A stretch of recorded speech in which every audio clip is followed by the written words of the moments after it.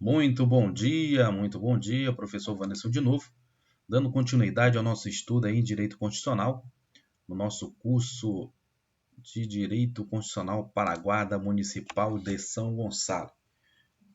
Como já falado em todos os vídeos aí, no curso do professor Wanderson Klein, né? Curso gratuito para a Guarda Municipal de São Gonçalo. E hoje nós iremos estudar a aula 2, né? A aula 2 aí, de noções de direito constitucional. Muita gente aí já me questionou, perguntando se eu era formado em direito, se eu era da área da segurança pública, se eu era militar. Como eu coloquei na aula 1, meu currículo, novamente posto aqui na aula 2, para aqueles que não me conhecem, né? Eu sou advogado aqui no Rio de Janeiro.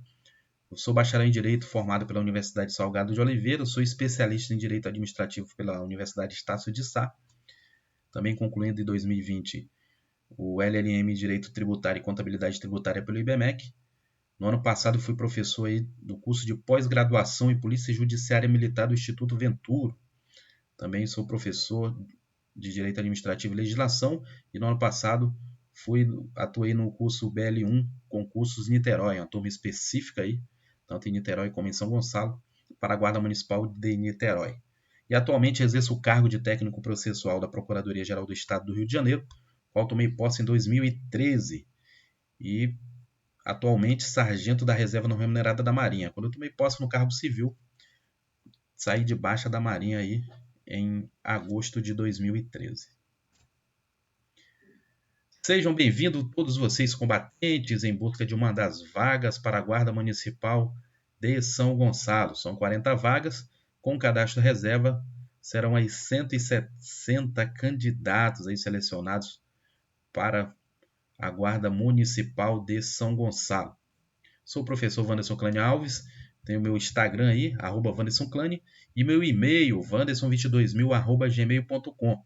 Para aqueles que quiserem aí a legislação em PDF, basta mandar um e-mail para mim, que eu estou respondendo com os e-mails e também respondendo os e-mails com o PDF, e também envio o PDF das aulas que a gente veio estudar aqui. Sem mais delongas, vamos dar continuidade ao nosso programa de estudos. Em Direito Constitucional para a Guarda Municipal de São Gonçalo, nós estudamos na aula 1 sobre Constituição, conceito, objeto, elementos e classificações, e também a supremacia da Constituição.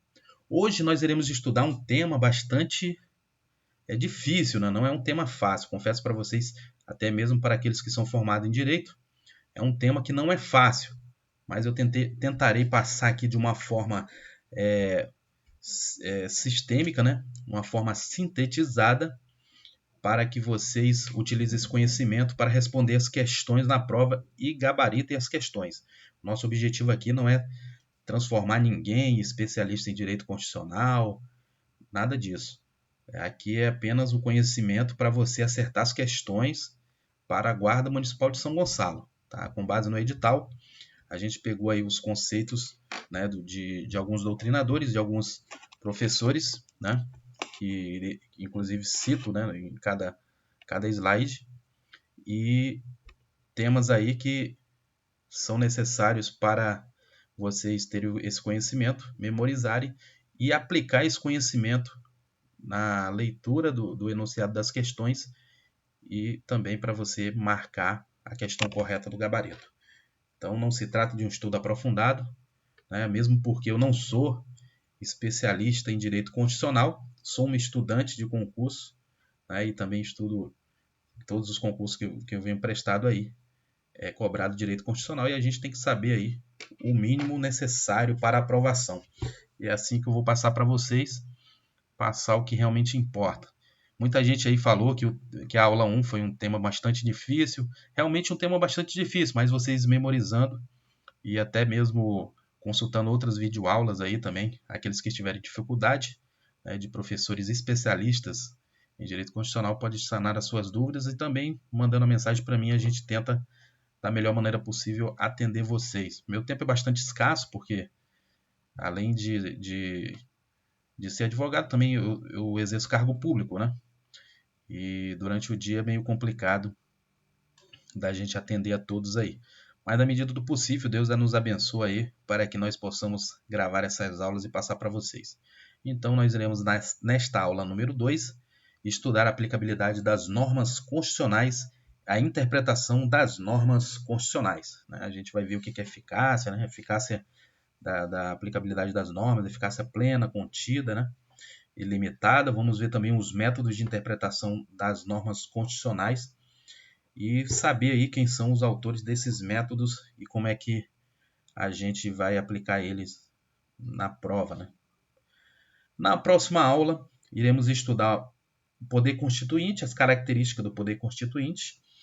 Nós iremos conhecer o poder constituinte originário e o poder constituinte derivado. Basicamente, saber diferenciar o que é poder constituinte originário e o que é poder constituinte derivado. E é um tema bastante teórico. E todos os temas teóricos eu vou preparar uma aulazinha aí, como estou fazendo, em PowerPoint e passar para vocês em PDF para aqueles que me solicitarem. Na aula 4, aí nós iremos estudar propriamente dito o texto constitucional. Assim como eu comentei na aula 1, vai ser aí princípios fundamentais e direitos e garantias fundamentais, que na minha opinião é um dos temas mais quentes para concurso. Se vocês observarem concursos, direitos e garantias fundamentais é muito demandado nas provas de concurso em geral. A área de direito constitucional é uma das áreas mais cobradas aí. E como essa prova em noções de direitos serão 20 questões, acredito que o examinador deva fazer a divisão proporcional das questões. São 4 matérias, constitucional, administrativo, penal e processo penal, 20 questões. Acredito eu que o examinador venha pedir pelo menos 5 questões de direito constitucional. E dentro de direito constitucional, eu aposto que direitos e garantias fundamentais será um tema bastante pedido e será um tema que acredito que deva ter aí pelo menos contempladas aí 2 questões. Então, quer dizer, quase a metade da prova de direito constitucional teremos aí dentro dessa aula 4.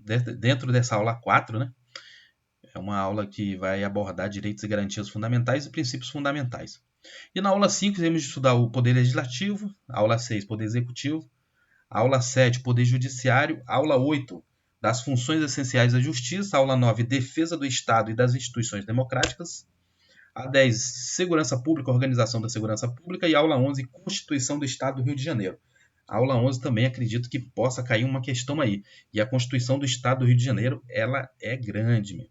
Então, tentarei aí passar as partes principais da Constituição do Estado do Rio de Janeiro, que muita gente nunca estudou, nem sabe o que é. Sabe nem se existe a Constituição do Estado do Rio de Janeiro, mas existe sim. São poucos concursos que cobram, geralmente concursos estaduais e alguns concursos municipais. Concursos federais nunca vão pedir, porque eles vão basear tudo na Constituição Federal. Pois bem, sem mais delongas, vamos dar continuidade aos nossos estudos. Está inaugurando a aula 2 com a aplicabilidade das normas constitucional. Para eu falar de aplicabilidade das normas constitucionais, a gente tem que aprender, na verdade, o que é a eficácia dessa e aplicabilidade dessas normas constitucionais. O que é eficácia e aplicabilidade das normas constitucionais? Então, essa eficácia e aplicabilidade das normas constitucionais é uma classificação que foi criada pelo professor José Afonso da Silva. Então, para o professor José Afonso da Silva, a eficácia e aplicabilidade das normas é para quem as normas constitucionais são classificadas. Qual é o grau aí de eficácia jurídica e aplicabilidade em normas constitucionais. Então, o professor José Afonso da Silva, ilustre constitucionalista, criou aí essa classificação de normas constitucionais, da sua aplicabilidade e da sua eficácia jurídica. Então, ele dividiu aí as normas constitucionais em 3 tipos. São as normas constitucionais de eficácia plena, a norma constitucional de eficácia contida e a norma constitucional de eficácia limitada. Então, são esses 3 tipos aí que são geralmente cobrados na prova e aí com base no conceito do professor José Afonso da Silva. O que são normas de eficácia plena? O que você precisa saber? Norma de eficácia plena, a aplicabilidade dessas normas. Pleno, o que é pleno? É tudo, Então, é pleno, é total, é realizado. O que você precisa saber é isso. Norma de eficácia total, norma de eficácia plena. São todas aquelas dotadas de aplicabilidade direta. Quer dizer, está escrito na Constituição e você aplica diretamente ao caso concreto. Sem mais delongas, sem nada disso. Então, as normas que são dotadas de aplicabilidade direta, imediata, integral, né, são essas normas de eficácia plena. Elas não precisam de lei nenhuma para tornar ela aplicável a qualquer caso, né? E também a norma de eficácia plena, ela não admite nenhuma lei infraconstitucional para que venha restringir o seu direito. Está escrito na Constituição uma norma de eficácia plena, a sua aplicabilidade ela é imediata, direta e integral, e não precisa nenhuma lei para tornar ela aplicável. Então ela se aplica, ela é auto-aplicável, né? O que está na Constituição de uma norma de eficácia plena, ela vai se aplicar totalmente ao caso ali. Em outras palavras, né, elas trazem todo o conteúdo necessário para a sua materialização prática, né? Assim como está aqui, está escrito, né, são entendidas como de aplicabilidade direta, imediata e integral, pois não precisam de lei infraconstitucional. Um exemplo disso, Brasília é a capital federal. Então, Brasília é a capital federal. Isso é uma norma de eficácia plena. Está no artigo 18, parágrafo 1º da Constituição. Então, não há nenhuma lei para regulamentar, para materializar essa norma de eficácia plena, porque ela já está aí aplicada imediatamente e integralmente e de forma direta, né? Então, ficou claro aí o que você precisa saber de norma de eficácia plena, e na prova, geralmente, eles vão cobrar, e o que você precisa memorizar é exatamente isso. São normas, são aquelas dotadas, né? Normas de eficácia plena são aquelas dotadas de aplicabilidade direta, imediata, integral, pois não necessita de lei infraconstitucional para torná-las aplicáveis e nem admitem lei infraconstitucional que lhes restrinja o conteúdo, né? Então a gente aprendeu aí sobre a norma de eficácia plena. Já a norma de eficácia contida, ela já é uma norma, ela também é uma norma de aplicabilidade direta e imediata, mas ela não é integral, né? Por quê? Porque ela admite que seus conteúdos sejam restringidos por normas infraconstitucionais, por alguma lei, né? Como, por exemplo, está no artigo 5º, inciso 13, que todos, né, é garantido o livre exercício de qualquer trabalho ou profissão, desde que atendida às suas qualificações profissionais que a lei estabelecer. Então, essa norma que está escrita aí no artigo 5º, inciso 13 da Constituição Federal, ela está restringindo um certo direito do cidadão, que é o livre exercício de qualquer trabalho. Mas isso foi estabelecido pelo Poder Constituinte. Então, o Poder Constituinte, a Assembleia Constituinte, os representantes do povo, quando elaborar a Constituição e deixar essas normas de eficácia contida, eles colocaram ela como uma norma de aplicabilidade direta e imediata. Mas ela não era integral, por quê? Porque o livre exercício de qualquer trabalho, ofício ou profissão, nesse caso, apresentado como exemplo, ele vai poder exercer essa profissão, mas ele tem que atender à qualificação profissional que a lei assim estabelecer. Aí eu dou o exemplo aí para ilustrar a função de advogado, né? Então, todo mundo é livre para exercer a função de advogado. Então, é uma norma de aplicabilidade direta e imediata, mas ela não é integral. Por quê? Porque só podem exercer a atividade de advogado aqueles que tiverem a qualificação profissional de bacharel em direito. Mas não é apenas isso. Também tem que ter a aprovação no exame de ordem da OAB, né? Por quê? Porque a lei, o Estatuto da Advocacia, a Lei 8.906 de 94, no artigo 8º, inciso 4, assim diz. Então, essa lei que está abaixo da Constituição, uma lei infraconstitucional, ela restringe, né, o direito de exercício, do livre exercício da profissão de advogado. Então, por ela exercer, pela lei, fazer essa restrição, essa norma que está na Constituição, no artigo 5º, inciso 13, né, que é livre o exercício de qualquer profissão, né, mas que seja atendida à qualificação que a lei estabelecer, ela está demonstrando aí com uma norma de eficácia contida. Quer dizer, é uma norma que tem uma aplicação direta, é uma norma imediata, mas ela não é integral, porque a lei que está abaixo da Constituição, a lei infraconstitucional, está fazendo essa restrição aí. Então, para ser advogado, além de precisar ser formado em direito, ser bacharel em direito, ele precisa também ser submetido a um exame da OAB, porque há essa previsão numa lei que está abaixo da Constituição. Então, o que você precisa saber é sobre norma de eficácia contida. Já a norma de eficácia limitada, né, são aquelas que possuem aplicabilidade indireta, imediata e reduzida. Quer dizer, não direta, não imediata e não integral, pois exigem norma infraconstitucional para se materializar na prática. Entretanto, apesar de não se realizarem sozinhas na prática, elas são dotadas de eficácias jurídicas, pois revogam leis anteriores que são incompatíveis com ela, vincula o legislador de uma forma permanente à sua realização e condicionam a atuação da administração pública em forma à interpretação e aplicação da lei pelo Poder Judiciário. Ela pode ser de princípio programático e princípio institutivo, né? Então, princípio programático e princípio institutivo. E aí a gente vai ver a norma de eficácia limitada, né? Que a gente aprendeu aí que é uma de aplicabilidade indireta, mediata, que então vai ser aplicada diretamente, e também ela é reduzida porque ela não é integral.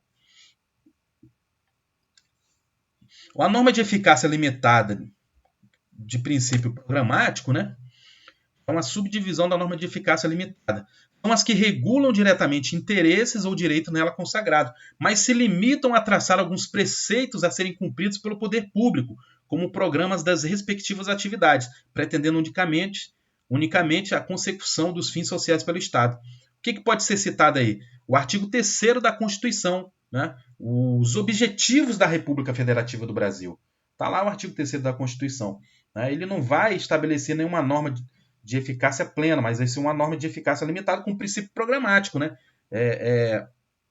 São ali princípios, objetivos, né, da Constituição que estão ali previstos no artigo 3º. E a estruturação da política agrícola brasileira, por exemplo, no artigo 187 da Constituição também é um exemplo de norma de eficácia limitada de princípio programático.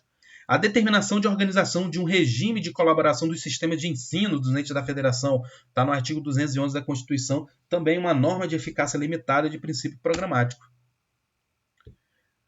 Já as normas de eficácia limitada de princípio institutivo são aquelas responsáveis pela estruturação do Estado, como, por exemplo, a norma segundo a qual os territórios federais integram a União e a sua criação, transformação em Estado ou reintegração ao Estado de origem são reguladas em lei complementar. Assim terminamos aí a aplicabilidade das normas, né, constitucionais e adentramos ao tema interpretação das normas constitucionais. É um tema que muita gente vai achar difícil, mas o que importa é você saber quais são esses métodos de interpretação constitucional. Na verdade, quando o examinador pede no edital para você ter o conhecimento sobre o tema interpretação das normas constitucionais, o que ele quer saber é se você sabe identificar quais são os métodos de interpretação constitucional. E de acordo com a doutrina de direito constitucional, o primeiro método de interpretação da Constituição é o método jurídico ou hermenêutico clássico, né? Esse método jurídico hermenêutico clássico ele foi elaborado por Ernest Forstov, né? Ernest Forstov, que diz o seguinte, que parte de uma tese de identificação que existiria entre a Constituição e as demais leis, ou seja, se a Constituição é uma lei, não há por que criar-se um método específico para interpretá-la. Né? Ernest Forstov, ele diz que a Constituição se vale basicamente dos seguintes elementos: genético, origem do ato; gramatical, que é a análise textual e literal; histórico, momento e contexto de criação do ato; lógico, que é a não contradição; sistemático, a análise do todo ou conjunto; e teleológico, que é a finalidade social do ato. Então, o que você precisa saber é que o método jurídico, ou hermenêutico clássico, que pode vir cair na prova, foi elaborado por Ernest Forstov, né? E ele basicamente diz que parte de uma tese de identificação que existiria entre a Constituição e as demais leis, né? Diz que a Constituição é uma lei e não há por que criar um método específico para interpretar. Então, ele diz que a Constituição e a lei são a mesma coisa, então não haveria métodos para interpretar a Constituição. Esse é o método jurídico criado por Ernest Forstov. O segundo método de interpretação constitucional é o método científico espiritual. Esse método científico espiritual ele foi elaborado por Rudolf Ismende, né? Rudolf Ismende criou o método científico espiritual e diz que tem como norte o espírito constitucional. Segundo Rodolphe Ismendi, né, ele diz que os valores consagrados nas normas são os valores consagrados nas normas constitucionais, que além dos valores levam-se em conta também outros fatores extraconstitucionais, como a realidade social e cultural do povo, exigindo-se uma interpretação elástica do texto constitucional, alçando a Constituição a um instrumento de integração e solução de conflitos em busca da construção e da preservação da unidade social. É isso que você precisa saber, que o método científico e espiritual foi elaborado por Rodolphe Ismendi, né? E ele diz que aí que a Constituição ela tem um norte, um espírito constitucional e que ela serve de instrumento de integração e solução de conflitos em busca da construção e da preservação da unidade social. O terceiro método de interpretação constitucional é o método tópico problemático. Esse método tópico problemático ele foi elaborado por Theodor Wiesweg. Né? Theodor Wiesweg é o que você precisa memorizar e saber. Ele criou o método tópico problemático. Ele diz que o método tópico problemático ele atua sobre as apórias. O que é apória? É a dificuldade de escolher entre duas opiniões contrárias e igualmente racionais sobre um dado problema. Né? Topos, que no plural são topoi, representa formas de pensamentos, raciocínios, argumentações, pontos de vista ou lugares comuns. Topoi são retirados da jurisprudência, da doutrina, dos princípios gerais do direito e até mesmo do senso comum. Trata-se de uma teoria de argumentação jurídica em torno de um problema. Né? A partir do problema, expõe-se os argumentos favoráveis e contrários e consagra-se campeão aquele que convenceu o maior número de interlocutores. Né? Temos duas opiniões contrárias. Né? Duas opiniões contrárias são argumentos favoráveis e contrários sobre uma determinada tese, e aqueles que convenceu o maior número de interlocutores é o que se sagrará campeão. Esse é o método tópico problemático elaborado por Theodor Wiesweg. Também ele tem aplicabilidade nos casos de difícil solução, né? Denominados por hard cases. Então, o que você precisa saber é que o método de interpretação aplicado a casos de difíceis solução é o método tópico problemático. Então, método tópico problemático com aplicabilidade nos casos de difícil solução denominados por hard cases. Né? Hard cases. O quarto método de interpretação condicional é o método hermenêutico concretizador. Né? Esse método hermenêutico concretizador foi criado por Konrad Hesse. Konrad Hesse diz que esse método, né, o hermenêutico concretizador, é aquele que o intérprete se vale de suas pré-compreensões valorativas para obter o sentido da norma e então aplicá-la à resolução de determinado problema. O conteúdo da norma somente é alcançado a partir de sua interpretação concretizadora, dotada do caráter criativo que emana do exegeta. Nesse sentido, o método de Hesse possibilita que a Constituição tenha força ativa para compreender e alterar a realidade, mas nesse mistério, o texto constitucional apresenta-se como um limite intransponível para o intérprete, pois se o exegeta passar por cima do texto, ele estará modificando ou rompendo a Constituição e não a interpretando. O quinto método de interpretação constitucional é o método normativo estruturante. Né? O método normativo estruturante ele foi criado por Friedrich Müller. Né? Friedrich Müller criou o método normativo estruturante. Né? E o método concretista de Paulo Bonavides, né? Que tem o mesmo sentido, o mesmo significado. É aquele em que o intérprete parte do direito positivo para chegar à estruturação da norma, muito mais complexa que o texto legal. Nesse caminho, há uma influência da jurisprudência, da doutrina, da história, da cultura e das decisões políticas. Em outras palavras, o exegeta colhe elementos da realidade social para estruturar a norma que será aplicada. O sexto método é o método concretista da Constituição aberta, de Peter Habeli. Peter Habeli diz que esse método concretista da Constituição aberta traz a ideia de que a Constituição ela deve ser interpretada por todos e em quaisquer espaços, né? É a abertura interpretativa, e não apenas pelos juristas no bojo de procedimentos formais. Né?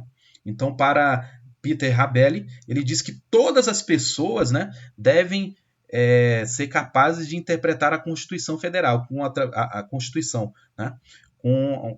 sendo isso uma abertura interpretativa, e não somente os juristas, né?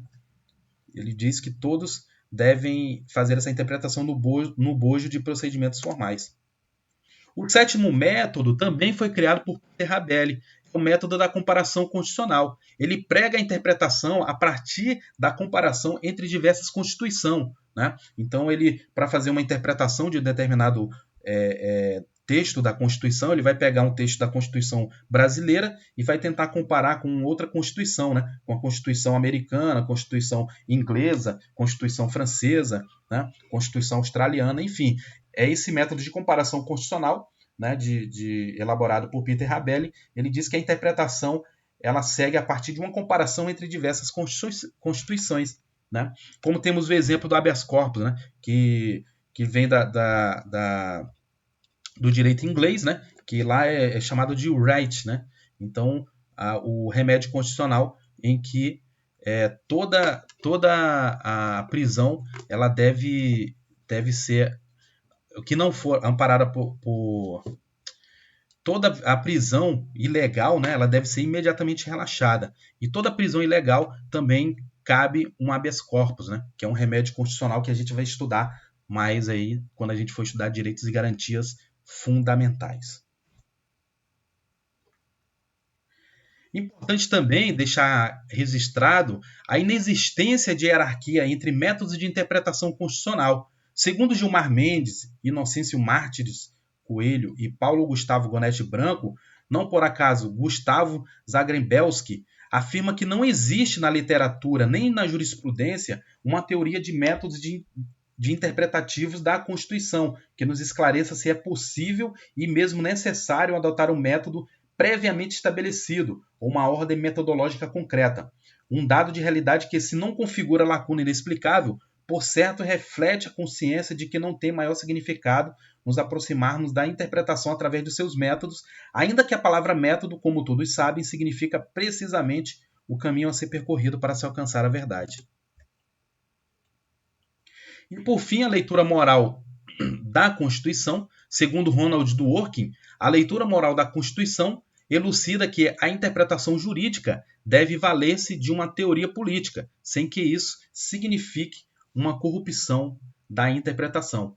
Os princípios e valores dos julgadores tendem a influenciar no desvelar das normas constitucionais. E assim terminamos a aula 2, estudamos aí os métodos de interpretação da Constituição e a aplicabilidade das normas constitucionais. Se você não é inscrito no canal, se inscreva. Se você gostou dessa videoaula, dê o seu like para nos ajudar, compartilhe com seus amigos. E caso você não tenha os PDF das leis estudadas nas aulas anteriores e nem nesta aula, mande um e-mail para mim, conforme descrito no início da aula, e estarei com todo prazer enviando para vocês essas leis. Um forte abraço, continue firme nos estudos. E em breve nós iremos ver a nossa aula 3. Um forte abraço e boa tarde. Bom dia, boa tarde, boa noite, dependendo do horário que você for estudar. Forte abraço e tchau.